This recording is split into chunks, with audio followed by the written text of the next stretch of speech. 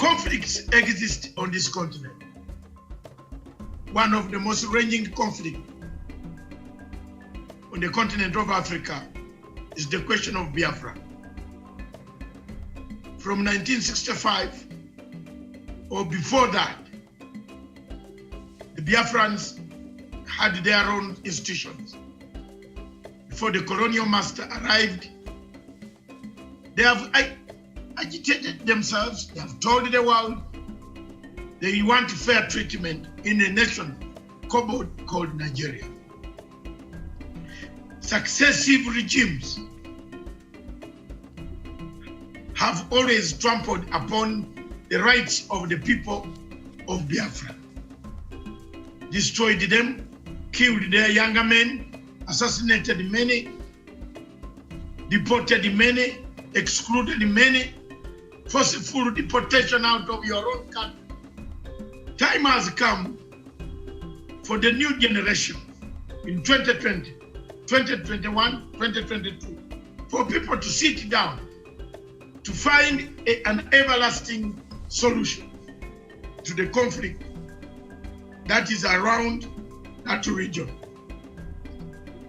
President Buhari promised us that he will finish in 100 days, the first term of office. Boko Haram will be dead. Today is finishing his second term.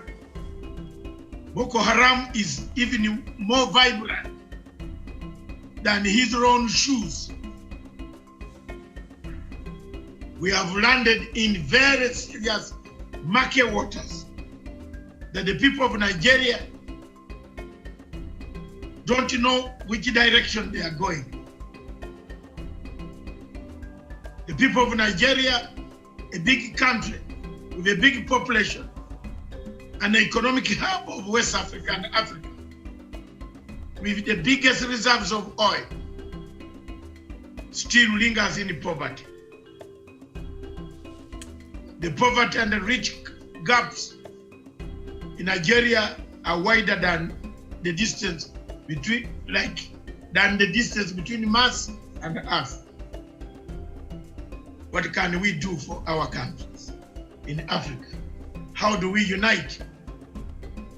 For us, our role is to speak, to defend the voiceless, to chart our way forward, to find a solution.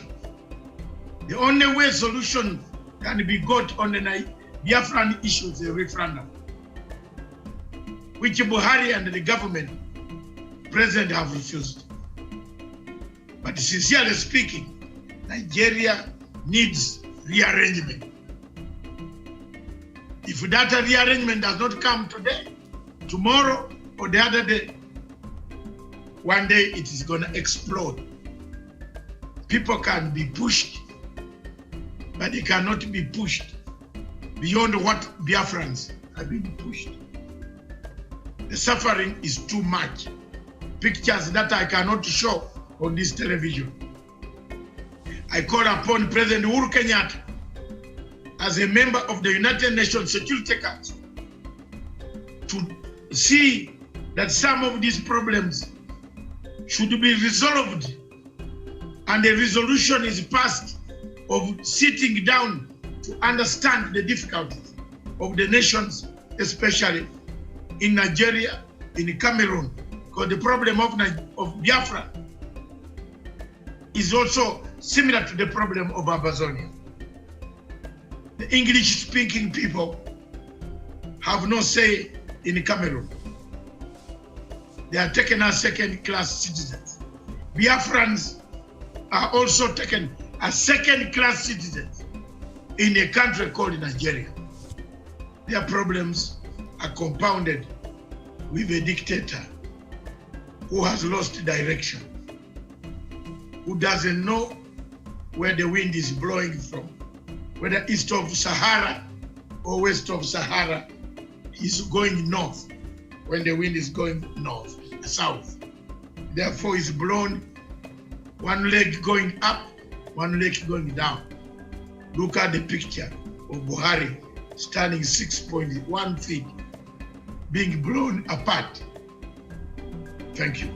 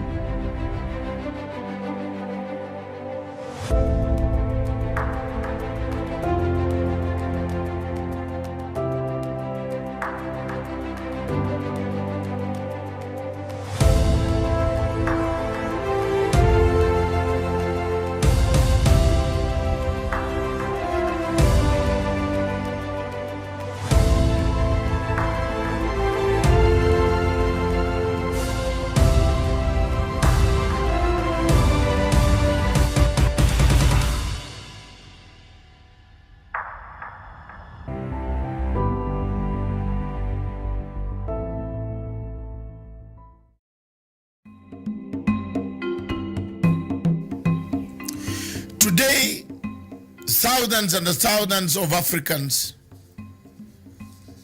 and many countries in Africa have conflicts.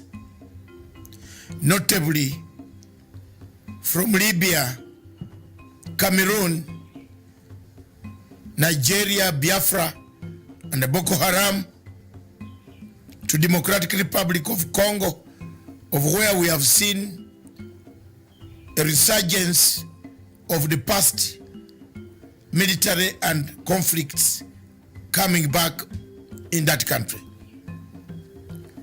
Hundreds and hundreds of people have been displaced, killed, maimed, tortured, raped, several of them dying of hunger.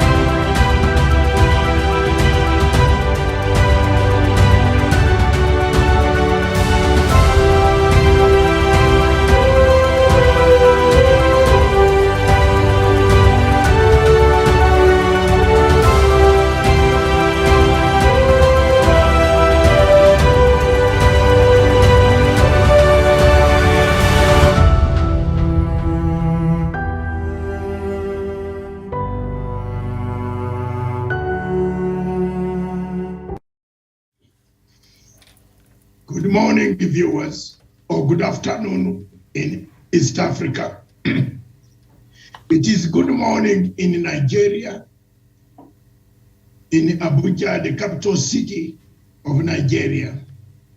And it is good morning in West African states. Good morning, all our viewers. This is Punchline Africa Television, broadcasting from the capital city, Nairobi, for Miriam and for me in the second city in Mombasa. Good morning. Viewers across the republic, all republics of and the kingdoms of Africa, I want to welcome you to this show, MASTANGA Africa Perspective. The topic that we have chosen today, viewers, with my co-host, Miriam Ogutu, whom I will introduce shortly, is a topic that touches Africa. Nigeria, the pieces of peace. Today is another sad, darker day in Nigeria's history, that Nnamdi Kanu is being paraded in court for window showing, but no decisions are being made because the man is innocent. The only crime that he committed is to be part and parcel of agitating for the freedoms of the people of Biafra. Like any other human being in the world, Most of us have agitated for freedom of our people. I'm one of those who has agitated for freedom of the people, the return of political parties in Uganda, until those political parties returned. The treatment that has been given to Nnamdi Kanu by denying Nnamdi Kanu, even to change his clothes, is something that is degradable and should not be seen anywhere in Africa in terms of the African democracies that are emerging. Is Nigeria a country of peace, pieces of peace? I chose this topic because there is no peace. All are pieces of war. Each part of Nigeria, when you open the newspapers of Nigeria, of a country called Nigeria, you see only depressing stories. Stories that depress your heart. Stories that touch human beings. Stories that don't allow you as an African to be proud of your continent. A continent that has got values, but a continent reduced by the likes of Muhammad Buhari and the regime that oppresses the people of Nigeria is not a continent where you should be. A continent that detains people without trial or brings people for trial for cosmetic appearances and doesn't make decisions, even when charges have been dropped, is not a continent you should admire yourself and be associated with. A continent that brutalizes its own people. A country that brutalizes its own people, that kills its own people. A government that sets its own people of the north to kill the Biafrans, the Fulani killing the Igbos. A country full of corruption, corruption sinking Nigeria to the Atlantic Ocean. A country with natural resources enough to feed Africa is the country called Nigeria that is eaten, has been eaten. It is pieces of peace. Ladies and gentlemen, across the continent of Africa today marks another Saturday that Nnamdi Kanu is appearing in court in a few minutes, and we shall be crossing to Abuja. Our correspondent of Punchline Africa Television and other people are there to give us the story when he comes online. A continent that has got this type of potholes of insanity does not impress an African to call himself an African. Where did we go wrong? With me in the studio to analyze this is none other than Miriam Ogutu, our senior anchor, senior presenter, and our editor. Miriam, good morning. Take it away and give us background notes to this case of Nnamdi Kanu. Thank you so much. It's actually noon here in Nairobi, so it is good afternoon to you, Doc. Good morning to our viewers from elsewhere in Africa, and good afternoon, good evening to our viewers, depending on where they are watching us from. Thank you so much. So the latest, of course, even as that is happening, I'm just getting some new information here. The authorities of the Federal High Court in Abuja have soft-pedaled on the stringent conditions imposed on the trial of the leader of the indigenous people of Biafra, IPOB, Nnamdi Kanu. Against the last month decision, the court authorities have stopped the movement of the trial to the Code of Conduct Tribunal, CCT, and Jabi District of Abuja. Also, the authorities of the court have permitted the media to witness the treasonable felony charges brought against the Biafra Nation agitator by the federal government.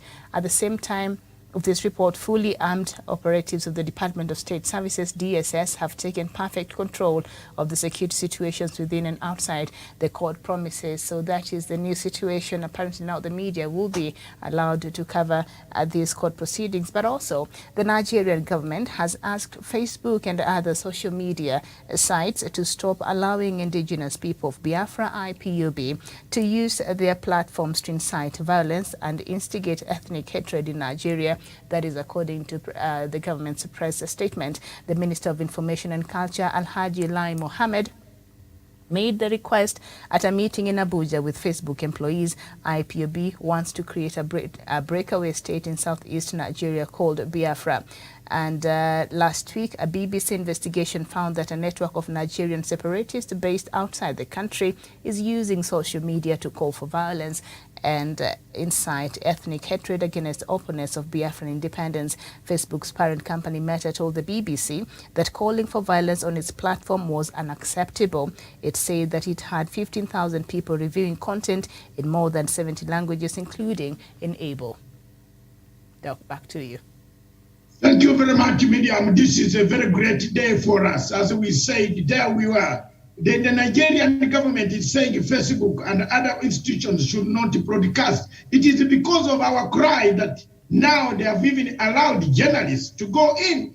So if Nigerian government talks about people not to be allowed to spread news on social media and Facebook, it's stupid. It's very naive of a government of this nature to say they cannot allow people to use Facebook. They are using it to call upon the Nigerian government to be civilized, to call upon General Buhari to be civilized. General Buhari, as you know very well, is not civilized. He's a person, you can see the type of information that he's telling people to do now. He's telling people, police, he's telling international, how will you close a Facebook in London?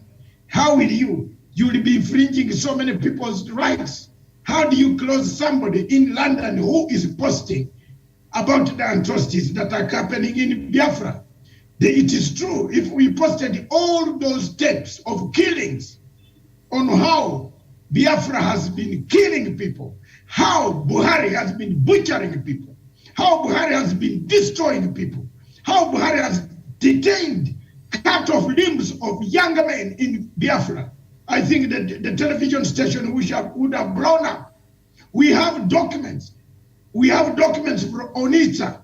We have documents from Enugu. We have documents from Port Harcourt. We have documents in all the southeastern states. And if we produce them, Buhari will not step anywhere near United Nations or Commonwealth. This is something that Buhari should know.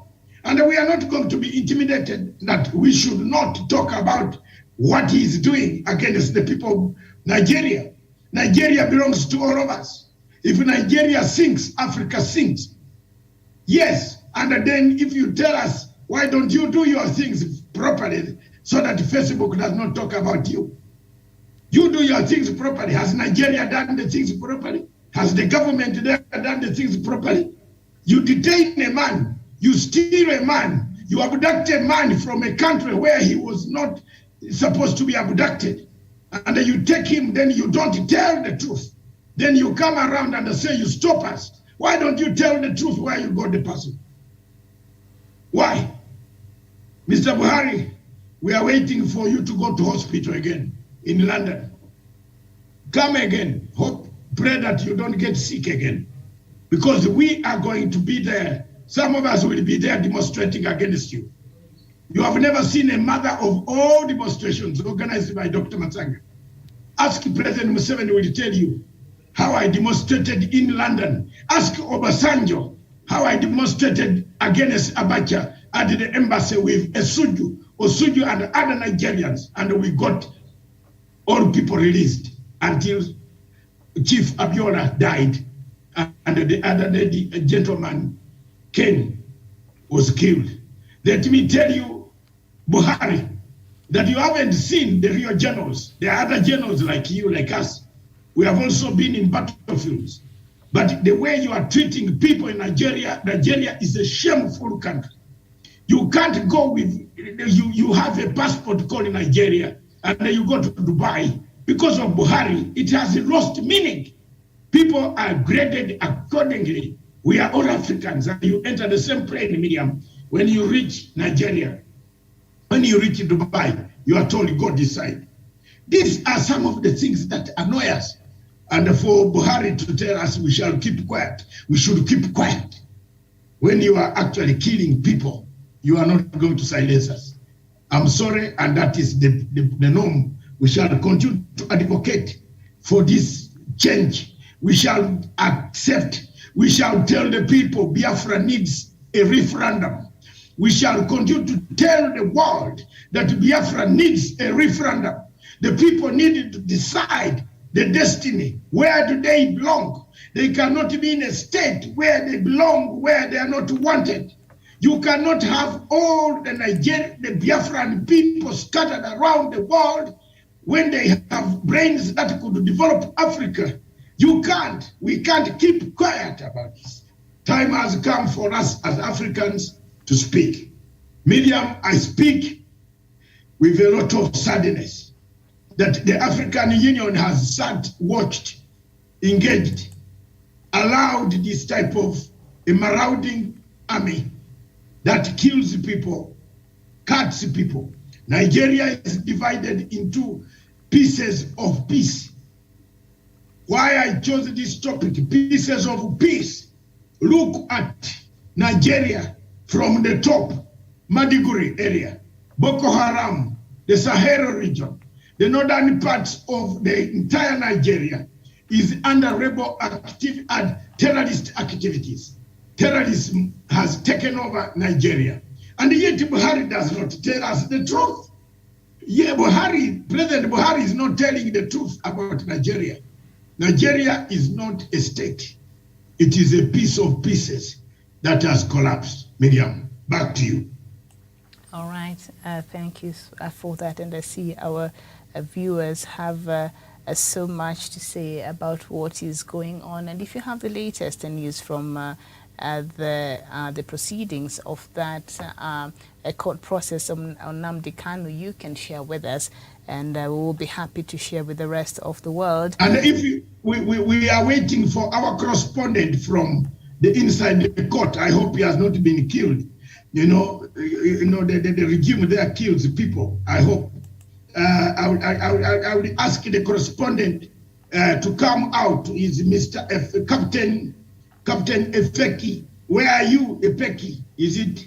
Yes. Where are you? We are waiting for you right in near the court in Abuja. Can you check? Maybe he has come. He's holding on Steve production team in Nairobi. Okay.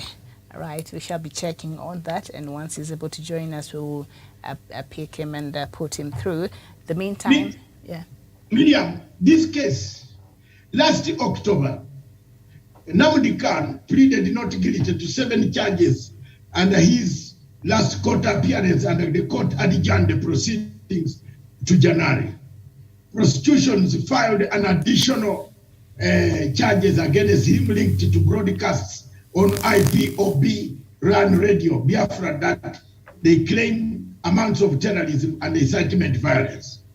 Now, the story goes on. The authorities in the Federal High Court in Abuja reduced to pressure.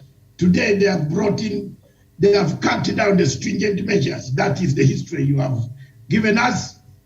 The journalists have been allowed against their last month's decision. Last month, he appeared in court. The authorities have stopped the movement of the trial to the code of conduct. You have mentioned that. And then the court had last month issued a practice direction to move to the trial to CCT, and believed to be the large, spacious enough accommodation in Abuja. If you have been to Abuja, it's one of the conference center. And the practice direction endorsed by the Chief Justice, who has no papers. You see that, you remember Nigerian Chief Justice doesn't have papers. And he said his papers were eaten by termites. So I don't know if it was in Kenya, Miriam, you in Nairobi, I don't know what you'd do about this Chief Justice who says the papers, all the degrees that he obtained from the university were eaten by termites. Therefore, the Nigerian Chief Justice, we don't know whether he went to school or he did not go to school. He's a Sharia law Chief Justice, not a Chief Justice educated from Oxford or Ibadan University. You have never been to Ibadan, to Nigeria, but it's a very good state. Ibadan University is one of the best universities in the whole Africa. with Makerere University. I went there to visit on the Ibadan to see which is this university that the things fall apart, man, Kinawa Achebe talked about. So when you look at that, lest we forget, the Nigerian army has said 4 members of indigenous people, it has been accusing indigenous people for having a revolt. Instead of containing the measures, former presidents have told General Muhammad Buhari that engage the people, engage Nigerians, give them a referendum. The only thing needed in Nigeria is a referendum, William. This problem will be over. Africa will not have this nightmare. Give them a referendum and let them ask, do they want to belong to where you have been? You are forcefully killing people. Imagine the population of Nigeria, 220 million people. Registered voters for the last election were 86 million. Only 28 came to vote. Can you, as a president of this state, not know that there are people who don't like you? Surely, Miriam, look at, let's talk about that. Even if you talk about voter apathy, this is what Obasanjo said. Release this guy, allow him to engage. Allow him to engage his people and tell them, let's advocate for a right channel of peaceful coexistence or depart, get Biafra. But the problem here is compounded, Miriam, by the Western powers. The Western powers that actually benefit from Buhari's regime. As we sit here, there are institutions that are recommended to give guidance to international set of governance. One of the institutions is the United Nations. But I'm telling you, Miriam, United Nations Security Council has never condemned Buhari for the killings of the people in southeastern Nigeria. The Commonwealth has never condemned the human rights abuses, despite the fact that these human rights abuses are documented. This is what makes me feel so disgusted about international agencies. Last 2 weeks, Madam Scotland was here, and when she made a telephone call to me, there are words that she told me that, okay, I will not repeat here, but it's okay. She also got this post because I am the one who campaigned for her to get it in Africa. But Madam Scotland, you told me so many words that have annoyed me. You have been my friend for over 20 years, and I will not complain. I did not do anything wrong, but I only came to talk to you. I've paid a price. Let it be that way. If I'm paying a price for talking the truth, fine, it's okay. So when you look at the Commonwealth, when you tell someone, why is it that the Commonwealth is silent about Nigeria? Commonwealth is always very, very active about Zimbabwe. Is it because there are no white people in Nigeria who have settled there? You find the Commonwealth harassing Zimbabwe because they are white commercial farmers. So what is the problem here? We have a problem in the Commonwealth itself. It is sitting in Kigali next month under the auspices of the same people. Why do you give freedom to some parts of the world and you don't give freedom to every part of the world? Why is it that the Secretary General of the United Nations and the Commonwealth visits Nigeria? The Secretary General, the chairperson of African Union, Mr. Faki, goes to Nigeria, but they don't mention the human rights abuses that are destroying the people of Biafra. They don't mention them. In fact, they connive with them. Well, Miriam, there is one thing that has shocked me, that Cameroon has been selected to be the chairperson of African Council, AU, Peace and Security Council, replacing Kenya. Did you believe that? That President Paul Biya is going to be the chairperson, the president of the African are the 2 years for Kenya over, isn't it? Is it? Yes. Later on. Kenya is going to hand over to Cameroon. Yes. In Malabo. So part of the Kenya is going to hand over to Cameroon. Yeah. They got it in 2020, isn't it? So they will hand over in the next AU summit. But nobody talks about the problems that Nigeria has. People are being killed, people are being detained, people are being tortured, people are being burned alive, people are being cut, limbs are being cut off. The Sharia law in the north, Maiduguri, in those areas where Boko Haram operates, people are dying. And nobody is talking about this country. So what do we do with such a state of affairs? Yes. And Miriam, back to you. You can talk a bit as we wait for our correspondent. I think let me try to find out where he is. And as you do that, maybe just a bit of some news information from related to the same story. And there was a sit-at-home order declared by the indigenous people of Biafra on Tuesday, and this brought economic activities in Abakaliki, Ebonyi State, and some parts of Anambra State to a halt. The exercise which recorded over 75% compliance rate in Ebonyi State, so markets, banks, and shops shut down. And of course, the local media has reported that this really affected the business in these states. And of course, it was the closure happened between 7 a.m. and 10 a.m. and there was no human movements around these areas. And the IPOB declared May 18th, which I think is also today, and 26th, 2022, as sit-at-home days for the people of Southeast, as both days coincide with the court dates of its detained leader, Nnamdi Kanu. And of course, on Saturday, the group's media and publicity secretary, Emma Powerful, disassociated himself from a voice note purportedly announcing different dates, saying that any other date was not from IPOB. Now, the Nigerian army said troops of the 34 Brigade Obinze killed 4 suspected members of IPOB during a gun duel in Olulu local government area of Imo State. The army said the suspected IPOB members opened fire on the troops who are on patrol in the area, adding that the troops overpowered them.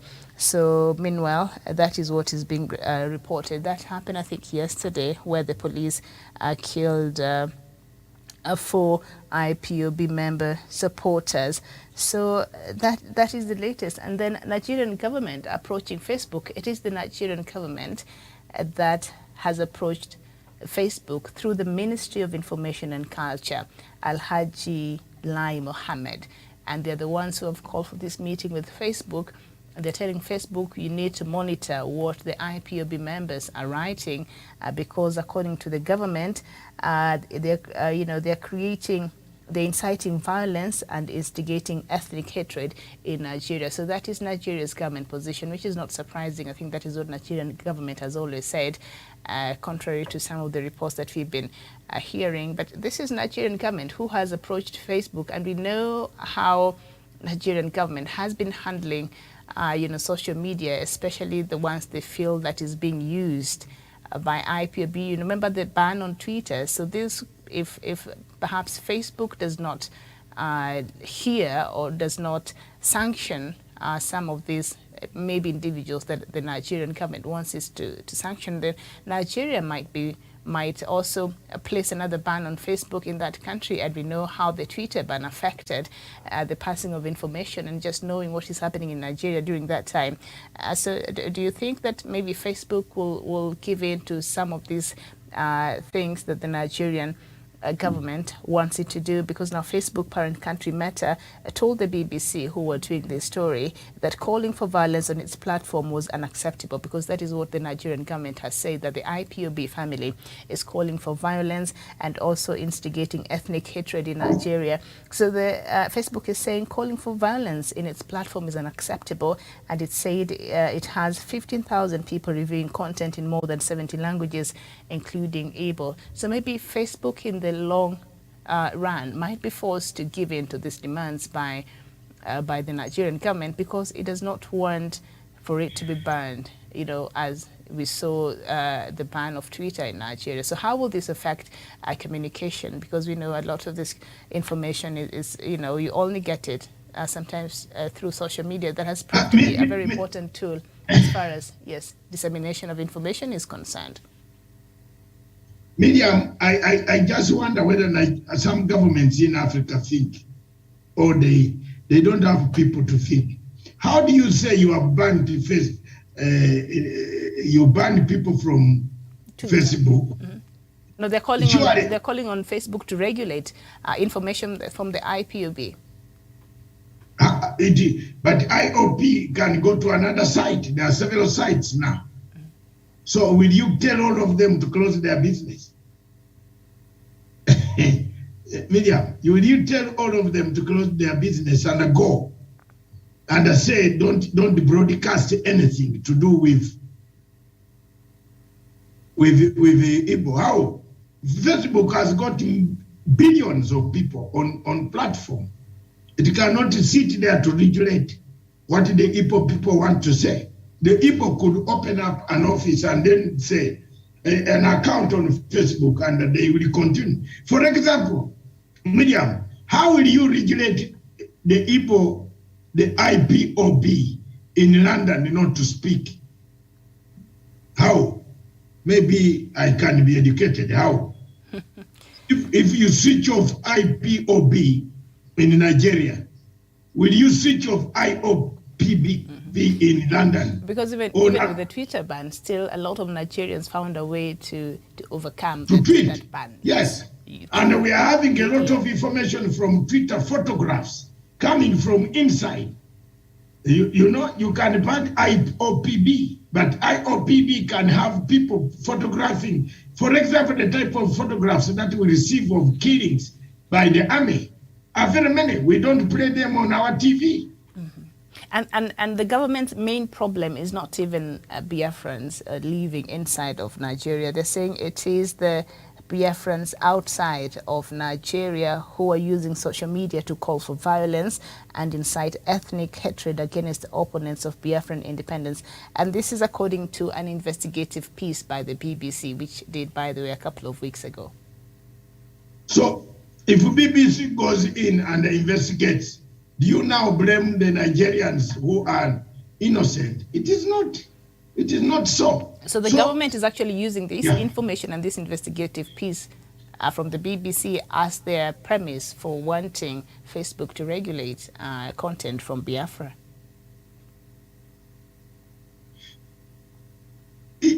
So the most important thing that we want to say, that the Nigerian government is a piece of pieces. It has collapsed.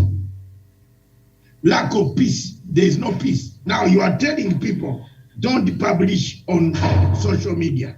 But at the same time, you cannot control the media in Australia. They will have a platform, and these people will not be banned. You can't ban every Nigerian on Facebook. How will you know? How will you?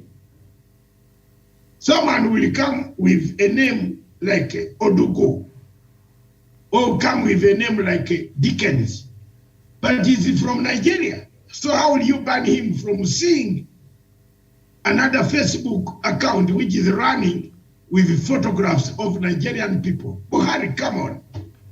Come on. You can ban people, steal elections.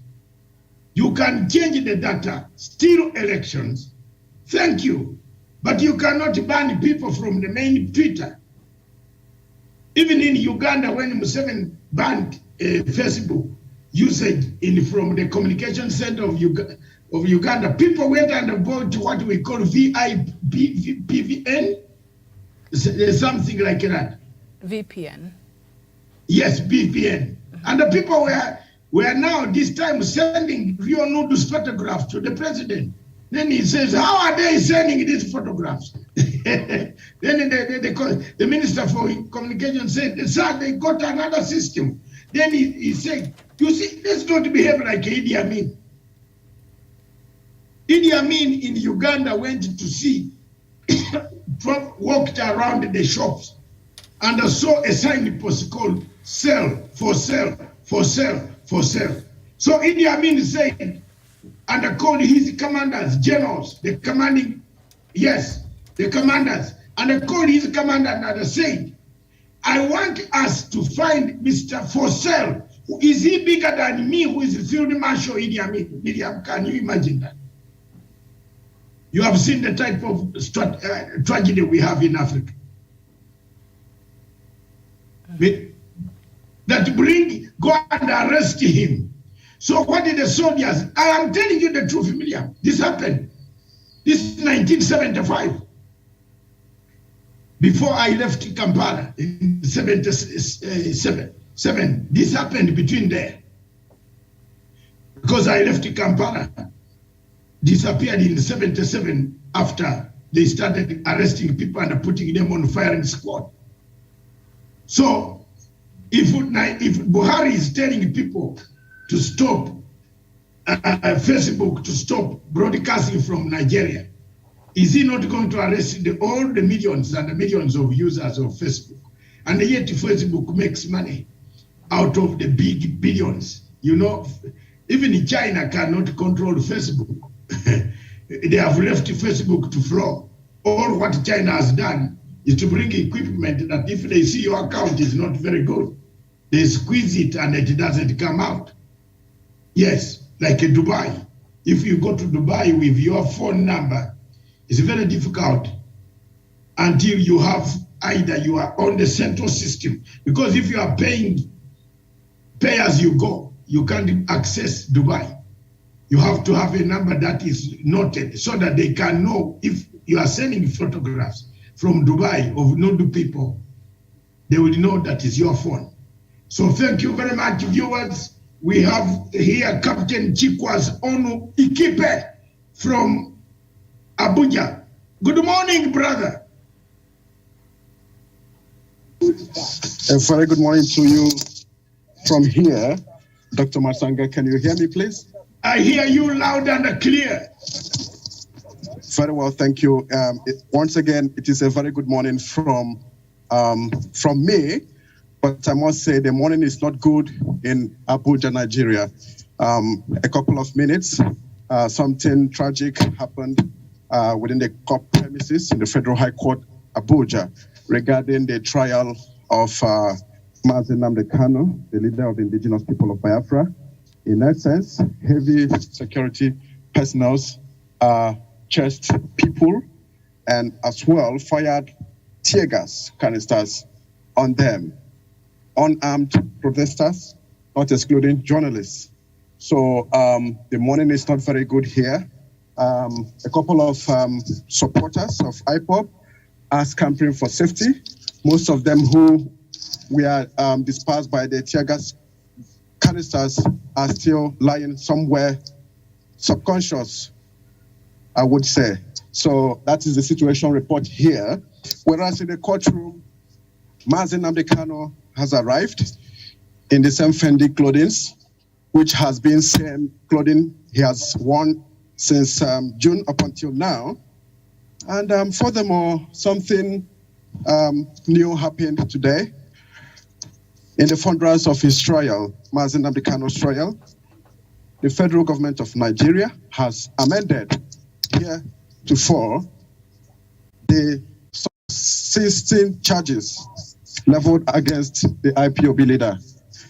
Recall that the court, the Federal High Court, presided by Justice Bintanyako, had quashed 8 of 15 count charges.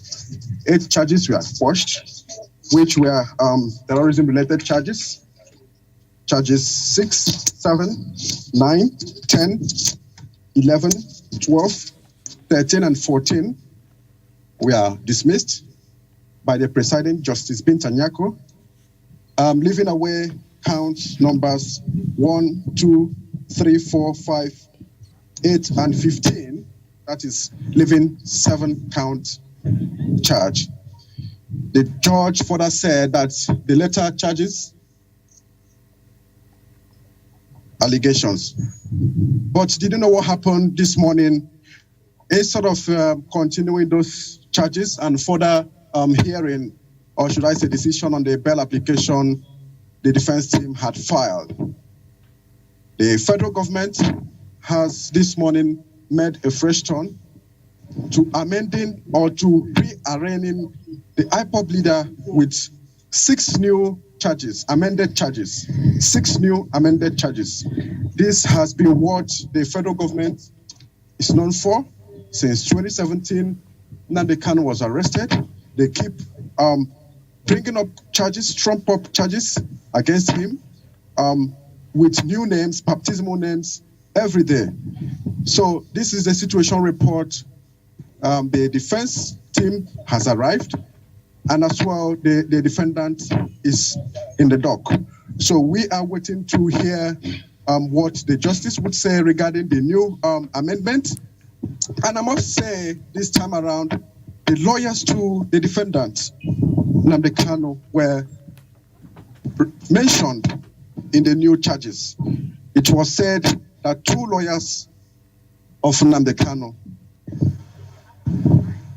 Ejimofo, barristers Maxwell Opara and Aloy Ejimako, were mentioned in the new charges, that the duo, remain accomplices in the new amended count charge.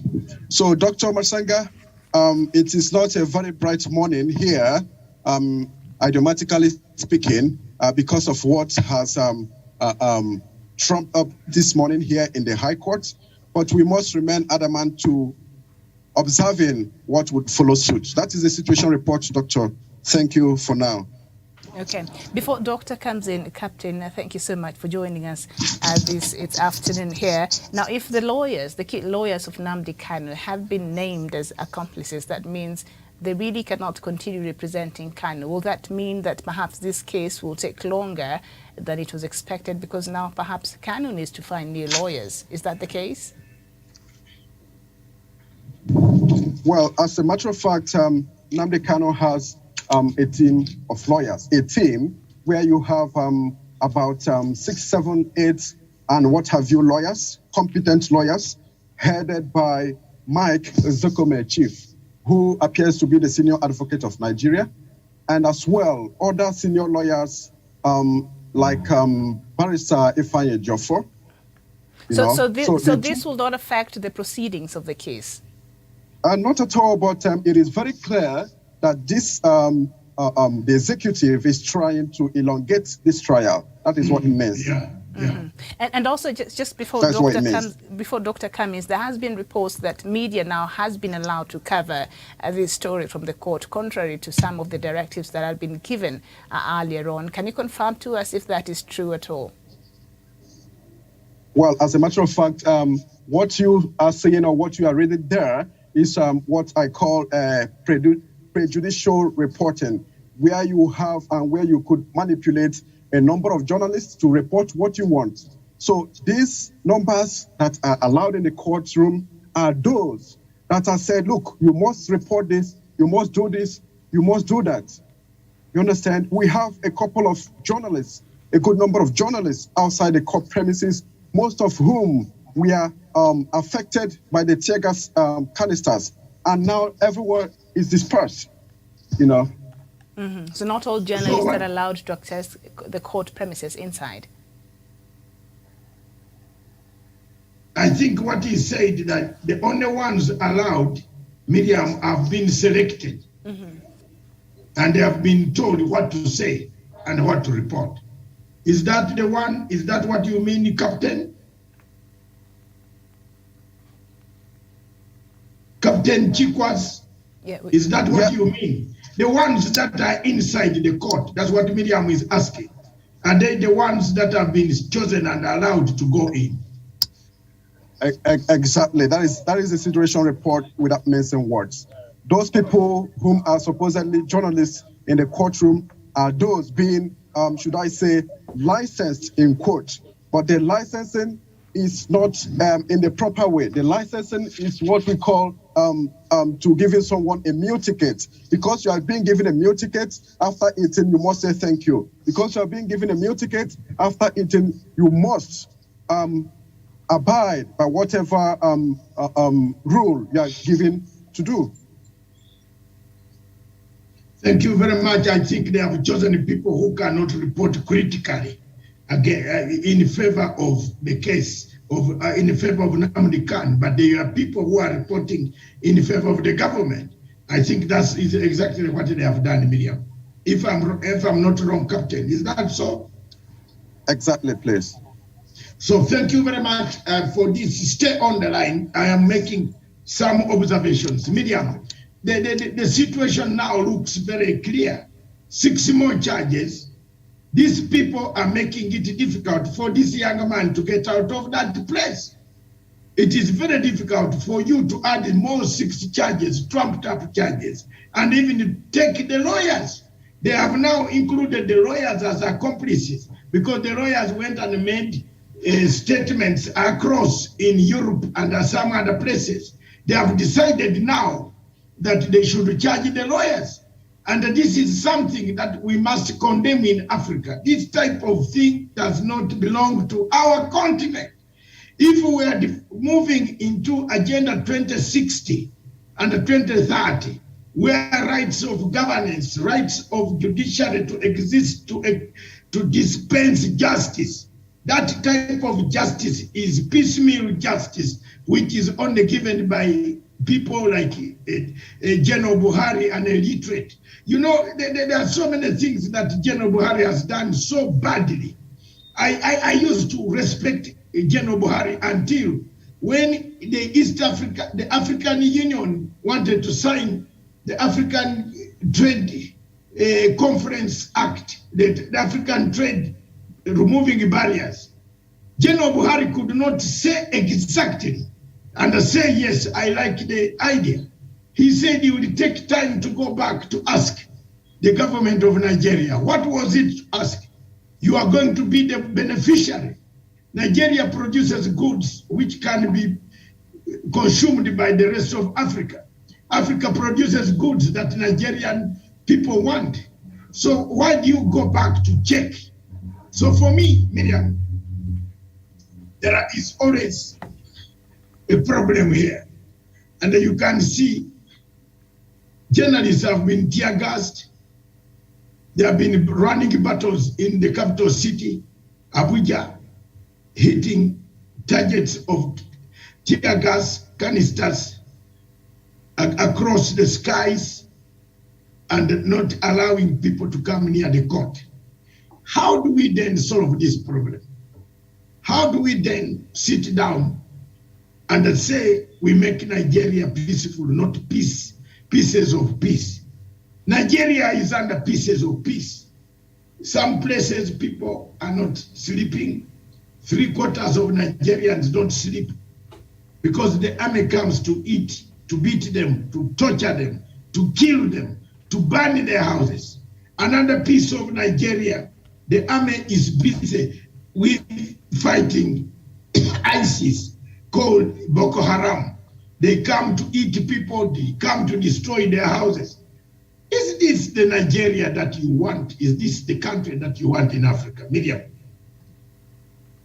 All right. Thank you so much. I don't know if our correspondent has any more information that he would want for us to know about and our viewers, but I hardly mentioned that the trial is already underway and Kanu arrived at the courts earlier. And of course, now he's telling us not all journalists have been allowed, only a few who have been cherry-picked, who perhaps can run the government narrative, allegedly. That is what our correspondent has said. And so, yeah, I don't know if there's anything else that you would like to add to the information that you have given us. Well, amid what is happening, the court had resumed the business of the day, which is to give rulings regarding the bail application filed by the defense team to give or to grant Nnamdi Kanu bail based on head grounds. The judge has given ruling, and it said that be granted bail again, that before the defense is granted bail again, the defense Nnamdi Kanu, the reason why he was absent before the presence of the court in the prior bail should be discussed forthwith. That is part of the ruling made by the Justice Bintanyako, that before another bail is granted, that's the reason why Nnamdi Kanu was regarded absent in the court matters must be discussed. And also, I want to bring to mind what this implies. Recall that on the 28th April 2017, the defense in question had been granted bail on April 28, 2017. He left Abuja to his homestead in Afaruku, Umuahia, eastern region of Nigeria, Biafra land. He was enjoying his bail from April, May, June, July, August, September. From the September number 10 until 14, the Nigerian military barricaded his homestead. Nigerian military tried to kill him, but Nnamdi Kanu had to run for his dear life. And up until now, or up until the 29th day of June 2021, Nnamdi Kanu was not in Nigeria. So it is. So he is considered, in a nutshell, he is considered a flight risk. So that's why they're denying him bail, or they have to discuss that before he's allowed at this bail. Very well. Very well. They need to discuss why he was in absentia, but I'm very sure they're not trying to say he jumped bail, because he had been enjoying his bail in his homestead in Afaruku, Ibeku, Umuahia, until the military raided his homestead. So let's look at, let's take an objective that they are trying to be in the know what prompted his flight out of the borders of the country. Okay, so they will be considering the details behind that event. Are people gathered there? Usually we see some supporters outside of the court during this proceeding. We have his supporters, the IPOB family out there today. Of course, I must say, there were myriads of supporters from who traveled far and wide, 100 kilometers away from here, and they congregated somewhere within the court premises, or should I say outside the court premises, not until they were dispersed by the military men, by the security agencies, but before then they were peacefully oriented, they were peacefully gathered, chanting songs, solidarity songs as usual, until they were met with a very bad morning. Yes. Let me hope you are safe yourself. You take a position where you should not be, Very well. Yes. Very well. I stand with a team of other journalists here. Yes. That is so that you don't get hurt, because you are on the eye. I think there is something Miriam asked, which I want to tell you what they want to do. They want to establish, there are two things objectively. That is a good sign that they have agreed to grant bail, but they want to discuss what made, you have summarized it as a flight risk. It is not. It is not that they want only to know that it's a flight risk, but they also want to know, maybe the judges want to hear and protect the person they are releasing out. That's a possibility, isn't it, Captain? They could be knowing, they want to know the circumstances, how the military went to his home So this time, if they release him, would the military again come for him? His safety is very important. That is one angle. The second angle, they want to know if they want to establish the medium word of flight risk, that he left out of the country. He did not leave the country willingly. He did not just go and get and break the bail conditions. The army came, destroyed his house, and they were looking for him to kill him. So in such circumstances, he has to explain to the judges, and he's going to explain to the judges exactly the words of the second version. The army came, they wanted to kill him. I stayed in Nigeria for several months. I was honoring my bail conditions until the army came in. So to kill him. So the judge, I think the judge this time, they want to establish where do they release him? Where does he, maybe even caution the army not to harass him while he's on bail. That's a good development so far. They, one way out, one way in, one step forward, one step backward. Let's hope not backward. Let's hope that our brother is released. Let's hope that he gets medical treatment, which you cannot get in a confinement of a prison. It is allowed internationally under the conditions of international standards. You must allow a patient who is critically ill to go and receive medical treatment. I don't know why these people in Nigeria, Buhari himself has never been punished. He has punished so many people before. Don't forget Buhari hates Igbo. He hates them. You remember the Biafran War of 1967? Buhari and the other generals, Yakubu Gowon, they killed millions of Igbo people.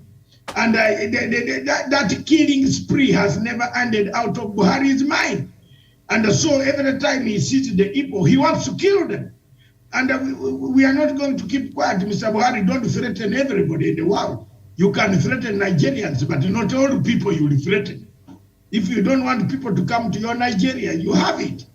You have it, but you know very well Nigeria is an African country that people must have access to. And if you are doing something which is not very good for the African unity, we have to condemn you. You can't go on killing people every day, every night. Your country is falling to pieces. The country has no rule of order, no order, rule of law. Everybody is hijacking, kidnapping each other. Miriam, have you seen how many younger girls have been abducted, taken by terrorists? Have you seen that hostage taking in Nigeria now for blackmail, for money? They come and take you, then they ask for 2 million naira, 200 million naira. They ask you for this. This is a gangster type of governance, not mafia. I think this is worse than mafia, because mafia will ask you for money. That when you finish selling in the shop, yeah, bring me some money. And Doc, it's good that you brought up that topic, because the last time the government response to that problem of kidnapping and ransom paying. Now the Senate was supposed, I don't know if it has passed that law, but create a law that if you pay ransom over a person, a loved one of yours that have been kidnapped, then the government will arrest you. So they're making payment of ransom, illegal, but they're not offering the security to protect the people so that they don't have to find themselves even, Exactly. losing their loved ones in the first place. It's just knee-jerk solutions to some of the problems in Nigeria. You wonder who are the advisors of the government in Nigeria, really. Miriam, how if my relative has been kidnapped, I will do all I and can. I know, yeah, honestly, to get them back and I safe. know where the government. Do you know why they don't want that you to pay? Because they are the people kidnapping. So if you don't want me to pay, if you don't want me to pay it, then make sure we are safe. So you are failing to offer the security, and now when I pay for my person to be brought back, that is also a problem now. So what are we left with to do as the citizen in Nigeria? I don't know if they think through some of these things. My dear sister, and Captain, it is the government kidnapping the people. That's why the government is putting the law that if you go and pay for these kidnappers to kill a ransom, we shall arrest you, because you will know the people you are paying. And you know that Sheikh, that Muslim cleric who was key as far as negotiations is concerned with this terrorist, whom I've been waiting to hear that the government has probably arrested him and have interrogated him on even how he has contacts with these people, but they've not. You know, he's still there and he's continuing to mediate wherever there's a kidnapping. He's the one, you know, the victims will use to talk to the kidnapper, so that he's the middle person. So they're going after the wrong people. The solutions that is being proposed is not really meant to find a solution, really. It's just, I don't know, the purpose of that. Captain, what do you say about these Chikwas? Well, before that, allow me to mention one or two things here. Regarding what the court has decided this very afternoon. Number one, I must say, as I mentioned, objectively, this is what they should have done earlier before now. But they are bringing it up now just to delay. This is a delay tactic in order to have Nnamdi Kanu in detention. A delay tactic in order to have him until perhaps the next presidential election, which is coming up February 2023. They do not want Nnamdi Kanu out so that he would not, somehow be an impediment to whatever hulabalo, to whatever corruption or corruptive election they want to cook, so that Nnamdi Kanu would not be a distraction and or an impediment. That is number one. And I said, bringing it up is a good development, because if this matter were to be discussed long time ago when the defense team were pushing for it, to ascertain why the WH question, why did the defendant Nnamdi Kanu jumped bail, in quote? Why? Therein lies what happened, or what could have been brought up that happened in 2017, September 2017, in Nnamdi Kanu's home. So that is what would have happened before now. And I must tell you, if that was to be heard earlier before now, Nnamdi Kanu would have perhaps been granted bail, or we would have gone past this stage we are. I also want to bring to mind, in January 19, 2022, one of his lawyers did file a human rights abuse, a case against the federal government in Umuahia, Nnamdi Kanu's home. And a high court in Umuahia, which brought a joyful ruling that, number one, what happened in Afaruku, Umuahia, regarding the invasion remains illegal. And number two, the federal government should, as a matter of fact and urgency, issue an apology letter to Nnamdi Kanu following a compensation of 1 billion naira. So those were the ruling the defense team, I think, have at hand in order to, stand and defend that what happened in Nnamdi Kanu's home is, to all intents and purposes, an objective to have killed him, an objective to have get rid of him in the face of the accusations leveled against him. That is what I want to add in the ruling of this very day by the Honorable Justice of the Federal High Court. To agree with you that they have just brought this in to elongate the whole proceedings. There are those judgments from the other court where the court decided to give compensation for the bombardment of the house. If the house was being bombarded, they wanted to kill him in there, but he escaped. So the court will hear how the house was bombarded and then make a ruling on the bombardment. And if the house was bombarded, The court is trying to find, I think I don't want to read beyond that, but the court is trying to find out if you are given bail, where else are you going to go? Because the same soldiers, would they be coming? I think it is playing minds here with the people of Biafra anyway. And to the point that you brought of elections, Nigeria is facing elections, and I can see big names being floated out. By the way, where is this man called Atiku? Atiku. Is it Atiku? Abubakar, the former Abubakar vice Atiku. president. He's running. He's one of the key contenders. Is Atiku running for presidency? He is. Is running for presidency with all these money laundering issues? Yeah. Does he go to Nigeria? Why is he in exile? How is he running for presidency when he's in Dubai? You know, he is not in Nigeria. He has never stepped in Nigeria because the federal government has been waiting for Mr. Atiku to arrest him. Captain, are you there with us? Yes, please. Yes, please. I'm here. I was asking about Mr. Atiku. Well, yeah, I did hear. Mr. Atiku is sitting under pressure. It's under due pressure. You know, I had mentioned before now what the aspirants, the electioneering aspirants, what they are cooking is something that they would want anybody, any activist, any voice, as Nnamdi Kanu to take their eyes away off the ball. So they want to corruptively seek to cook whatever they want to cook in order to have themselves in power. Article in question, a couple of days ago, there was a carnage in Sokoto, northern part of Nigeria.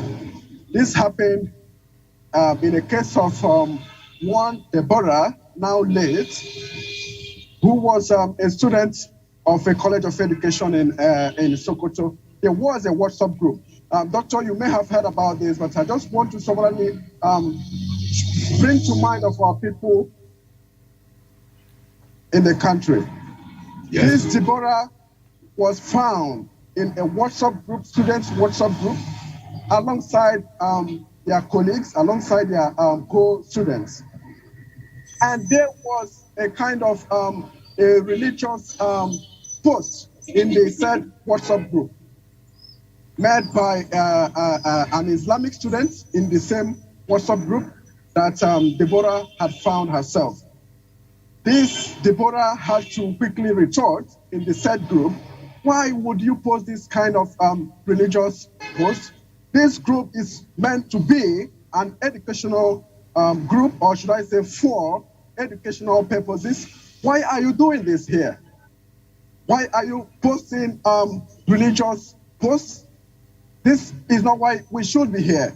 This should be for assignments, for studies, for revision, and what have you. Did you know what happened? After a couple of days, those people that spearheaded the post, those people that were in charge, or I should say in charge of the group, went to trail the said Deborah. They had to they get hold of her first, and secondly, she was lynched and burnt on live in the streets of Sokoto, live. And I must tell you, there is nothing anybody can do. That is the kind of country we are living in. Now, going to what Atiku did in this case.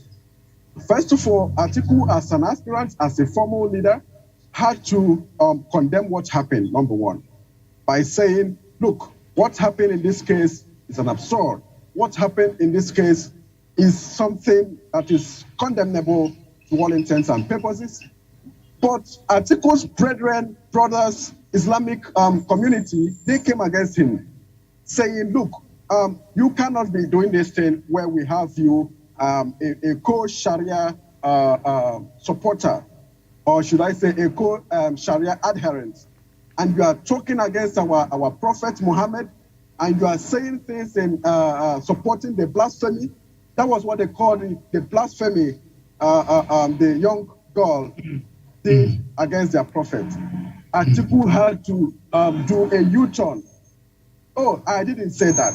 Oh, I didn't write that kind of condemnation post. I stand with you, my brothers. I stand with you, my brethren. You know, so Atiku is no different from Buhari, being a religious extremist, being the records are there anyway, as being a former vice president of Nigeria. So what I'm trying to say in essence, what Atiku did in that case gets to show that he is no different from the sitting Buhari. They are no different from each other, you know. So he can't go anywhere, I must say. He can't go any further. But let us see what the election would hold. Nobody is here to speak against the corruptive leaders who would get themselves into the presidential seats every 4 years. They keep recycling themselves. Old leaders. So let us see what the election would bring about. Okay. Thank you very much. Thank you so much. I've been listening to Miriam. If you have any other question for Captain, can we release you and then we come back to you? We shall leave you there. We shall come back to you and link up with you at late hours, and probably in the afternoon, Miriam will link up with you, with me, and then we find out what are the results of the court today. Oh, that's okay. I shall stand by in that case. Yeah, we can, and anybody who would like to join this can join and talk to us. Tell us which way Nigeria can go, the piece of pieces, as we can see. Today is a great day for people of Biafra, a great day and also a sad day. The Biafrans have not shied away from finding a peaceful solution for their conflict, for the conflict that they have demanded, a referendum. It is the referendum that they want. Give them the referendum. My takeaway is the referendum could solve the problem of Biafra so that Nigeria can be at peace by giving them the right to decide where they want to belong. Harassment and constitutional or harassment and judicial harassment and judicial solutions cannot bring about the peaceful Nigeria. It is only the referendum to decide the fate of Nigeria. Where does it belong? Does it belong to each one going his way? The marriage in Nigeria passed on. It passed on a long time ago. There's no marriage between the Igbo and other tribes in Nigeria. That one, we must talk the truth and continue talking the truth to the world. That today in Nigeria, each person is lying on his own, sitting on his own, doing all the things because even the government, even the President Buhari himself does not know what is going to happen, what will come next, what can come. He's only living on borrowed time of try and error, guess and guess. Can you have a president in Africa who guesses? Can you have a president in Africa who watches his people being mutilated? Can you have a president in Africa who does not care about Africa itself? Who does not care about his nationals? Who does not care about the security of the people of the country? Kidnaps, hostage taking, terrorism, money laundering, corruption has become the norm of the people of this country called Nigeria, which most people they call a zoo that has enslaved people, that cuts people, that kills people, that tortures people, that beats people. Every time you see the videos of beaten up Biafrans, younger men cut and tied hands backwards, you feel sad. It is indeed a sad day, and we hope today some signs of God coming to give us salvation will give the people of Nigeria, of Biafra, a home once they wanted and they yearned for. Thank you very much. This is MASTANGA Africa Perspective from the second capital city in Mombasa, in Kenya. And thank you very much, Miriam Ogutu, in the general headquarters of Punchline Africa and across in Africa in Abuja. Thank you very much, Captain Chikwas Onu Akipe. Thank you, my brother. Continue doing the good work. We shall come back to you by phone or by correspondence again at 3 p.m. for you to update to us what has taken place in the court. For us in the studios in Kenya, in Mombasa and Nairobi, Miriam, we call it a day. What do you say again, Miriam? Any word now?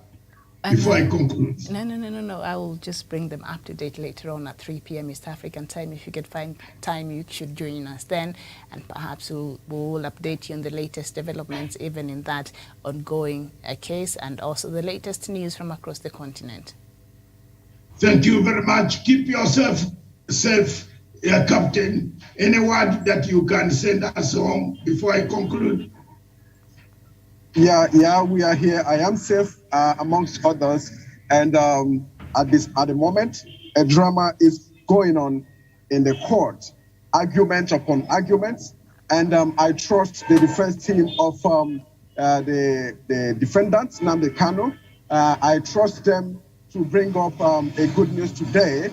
And I must say, just fortunately, there is an information in as much as Nnamdi Kanu has been denied bail.